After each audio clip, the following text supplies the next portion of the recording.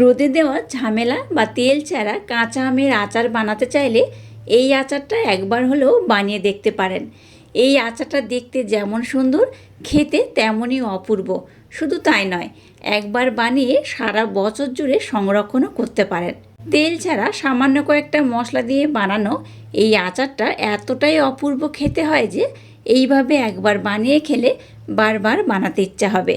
নমস্কার বন্ধুরা, আমি পম্পা, আর পম্পার কিচেনে আপনাদের সকলকে স্বাগত। আশা করছি আপনারা সবাই ভীষণ ভালো রয়েছেন।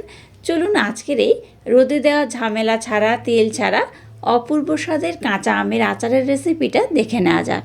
আজকের কাঁচা আম দিয়ে যে টক ঝাল মিষ্টি আচারটা আমি আপনাদের সাথে শেয়ার করব, তার জন্য দেখুন এখানে আমি 1 কিলো আম নিয়েছি। আপনারা চাইলে কিন্তু আমের পরিমাণটা কম বেশি করে নিতে পারেন। তো রোদে দেওয়ার কোনো রকম ঝামেলা থাকবে না। রোদে দেওয়ার ঝামেলা ছাড়াই আজকের এই আচারটা বানিয়ে নেব। প্রথমে কি করব, আমগুলোকে আমি খুব ভালোভাবে ধুয়ে নিয়েছি। এবার আমের এই খোসাগুলোকে আমি ছাড়িয়ে নেব।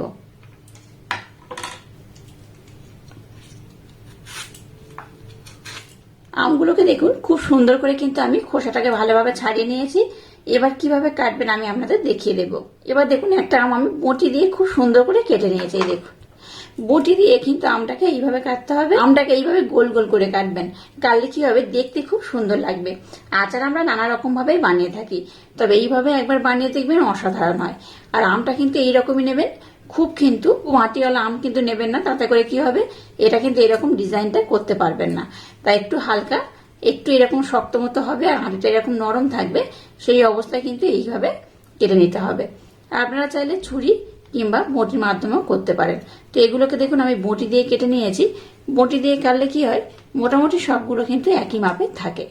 তাই এইভাবে আমি খুব সুন্দর করে বটি দিয়ে কেটে নিয়েছি। সমস্ত আমগুলোকে প্রথমেই আমি এরকম সুন্দর করে কেটে নেব। সমস্ত আমগুলোকে দেখুন খুব সুন্দর করে কেটে নিয়েছি। এবার আমগুলোকে এই পাত্রের মধ্যে আমি ঢেলে নেব। আমি এখানে একটু কম কম করে বানাবো বলে কিন্তু এরকম কম আম নিয়েছি। আপনারা যারা একরকম আচার বানিয়ে অনেকদিন সংরক্ষণ করতে চান, তারা কিন্তু আমের পরিমাণটা একটু বেশি নেবেন। আচ্ছা, এখানে একটা কথা বলে রাখি, আমগুলোকে আগে কিন্তু ধুয়ে নেবেন, তারপর কাটবেন। কাটার পর আমগুলোকে ধোয়ার দরকার নেই। তো এই আমগুলোকে দেখুন খুব সুন্দর করে আমি কেটে নিয়েছি। এবার এখানে দিয়ে দেবো চিনি। 1 কিলো আমের জন্য দেখুন এখানে আমি 300 চিনি ব্যবহার করছি। আপনারা চাইলে কিন্তু মিষ্টির পরিমাণটা একটু কম বেশি করে দিতে পারেন। তো আমটা যদি মনে হয় খুব বেশি টক, তাহলে কিন্তু মিষ্টির পরিমাণটা একটু বেশি দেবেন। এখানে দেখুন আমি 300 চিনি দিয়ে দেব। আর নিয়েছি এখানে পাতিলেবুর রস, একটা সম্পূর্ণ পাতিলেবুর রস এখানে আমি অ্যাড করব। আপনাদের হাতের কাছে পাতিলেবুর রস না থাকলে পাতিলেবুর রসের পরিবর্তে আপনারা কিন্তু এখানে ভিনিগারও ব্যবহার করতে পারেন। এখানে অন্য কোনো কিন্তু আর উপকরণ অ্যাড করা যাবে না। এই যে পাতিলেবুর রস আর যে চিনিটা ব্যবহার করেছি, এইভাবে এটাকে একটু ভালোভাবে নাড়াচাড়া করে মেখে নিতে হবে। এখানে কোনো রকম লবণ, হলুদ বা কোনো কিছুই কিন্তু এই মুহূর্তে অ্যাড করা যাবে না। এবার বেশ কয়েকটা উপকরণ অ্যাড করতে হবে, সেটা পরে আমি আপনাদের দেখিয়ে দেব বা বলে দেব। এবার লেবুর রস আর চিনিটা দিয়ে এটাকে আমি খুব সুন্দর করে কিন্তু নাড়াচাড়া করে মেখে নেব। দেখুন চিনি আর লেবুর রসটা দিয়ে আমটাকে আমি খুব সুন্দর নাড়াচাড়া করে মেখে নিয়েছি। এবার এটাকে আমি 1 থেকে 1.5 ঘন্টার জন্য রেস্টে রেখে দেব। রোদে কিন্তু দেবেন না, জাস্ট এইভাবে ঢাকা দিয়ে এটাকে 1 থেকে 1.5 ঘন্টার জন্য রেস্টে রেখে দিলেই হবে। 1 ঘন্টা রেস্টে রাখলে কি হবে, এই চিনিটা খুব ভালোভাবে মেল্ট হয়ে যাবে, আর আমগুলো খুব সুন্দর কিন্তু নরম হয়ে যাবে। তো ওই রকমই দরকার। তাই এটাকে আমি 1 থেকে 1.5 ঘন্টার জন্য রেস্টে রেখে দেব। আপনাদের হাতে কম সময় থাকলে 1 ঘন্টার জন্য রেস্টে রাখলেই হবে। এটা ততক্ষণ রেস্টে থাকুক, আমি আর একটা কাজ কমপ্লিট করে নেব। আজকে যে আমের আচারটা বানাবো, তার জন্য দেখুন এখানে বেশ কয়েকটা উপকরণ নিয়েছি, কারণ আমের আচার বানানোর জন্য একটা স্পেশাল মশলার দরকার হয়। শুধু আম নয়, অন্যান্য কোনো যদি আচার বানাতে চান, তার জন্য কিন্তু একটা স্পেশাল মশলার দরকার হয়। তো আজকে যে উপকরণগুলো নিয়েছি, এগুলো দিয়ে একটা স্পেশাল আমি ভাজা মশলা বানিয়ে নেব। স্পেশাল ভাজা মশলাটা বানানোর জন্য প্রথমেই দেখুন গ্যাসটা জ্বেলে দিয়ে এরকম একটা ফ্রাই প্যান বসিয়ে দিয়েছি। এবার এই ফ্রাই প্যানের মধ্যে দিয়ে দেবো 4টে লঙ্কা। 4টে এখানে দেখুন শুকনো লঙ্কা নিয়েছি। লঙ্কাগুলোকে এইভাবে আমি 2 টুকরো করে নিলাম।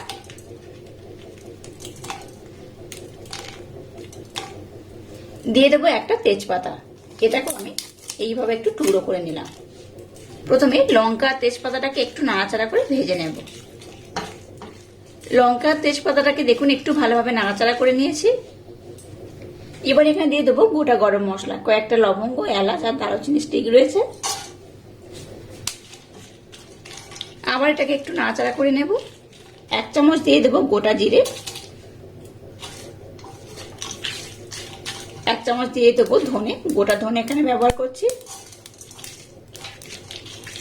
দিয়ে দেবো 1 চামচ 5 ফোড়ন। সমস্ত মশলা একসাথে দিয়ে কিন্তু ভাজবেন না, স্টেপ বাই স্টেপ দেবেন, তাতে করে মশলাগুলো খুব ভালোভাবে ভাজা হবে। নতুবা দেখবেন একটা মশলা হয়তো পুড়ে গেছে আর একটা মশলা কাঁচা রয়েছে। তাই এইভাবে স্টেপ বাই স্টেপ মশলাগুলো দেবেন, তাতে করে কিন্তু এই মশলার স্বাদটা ভীষণ টেস্টি হবে। কয়েকটা দিয়ে দেবো গোটা গোলমরিচ, আর একদম শেষে দিয়ে দেবো মৌরি। এখানে 1 চামচ আমি মৌরি ব্যবহার করছি।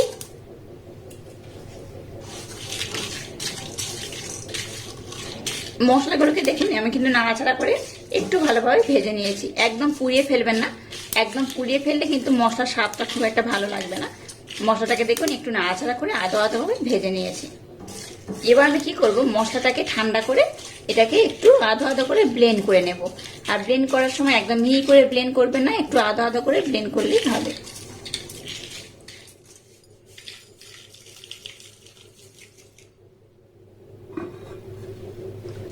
1 ঘন্টা পর ফিরে এলাম। দেখুন আমগুলো কিন্তু বেশ নরম হয়ে গেছে।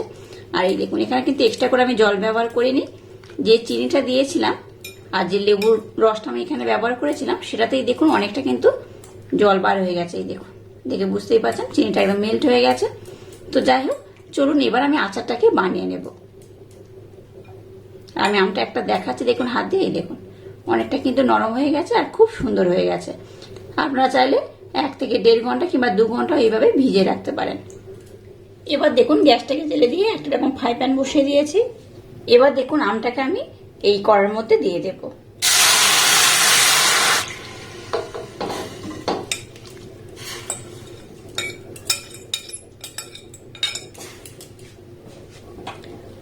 গ্যাসের ফ্লেমটাকে একদম লো রেখে এই আচারটাকে বানাতে হবে। আমগুলো দেখুন যেহেতু একদম পাতলা পাতলা করে কাটা, তাই গ্যাসের ফ্লেমটাকে একদম হাই দেবেন না, লো করে খুব সুন্দর করে কিন্তু আচারটাকে বানাতে হবে। আমটাকে যেহেতু আমি 1 থেকে 1.5 ঘন্টা সময় দিয়ে ভিজে রেখে দিয়েছিলাম, তাই আমটা কিন্তু অনেকটা নরম হয়ে গেছে। এবার যেহেতু আমি গ্যাসের মধ্যে বসিয়ে দিয়েছি, এবার কিন্তু আমটা আস্তে আস্তে একটু টাইট হবে। তো যাই হোক, এবার কিন্তু এটাকে খুব বেশি নাড়াচাড়া করা যাবে না। এবার এটাকে আমি 10 মিনিটের জন্য এইভাবে গ্যাসের ফ্লেমটাকে লো করে হতে দেব।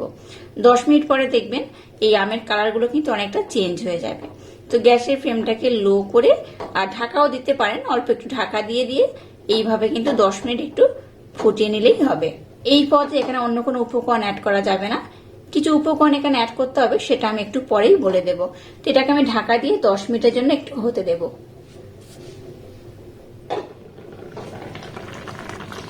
এটাকে ঢাকা দিয়ে 10 মিনিটের জন্য আমি হতে দিয়েছি। দেখুন অনেকটা কিন্তু জলটা কমে গেছে, দেখে বুঝতেই পারছেন।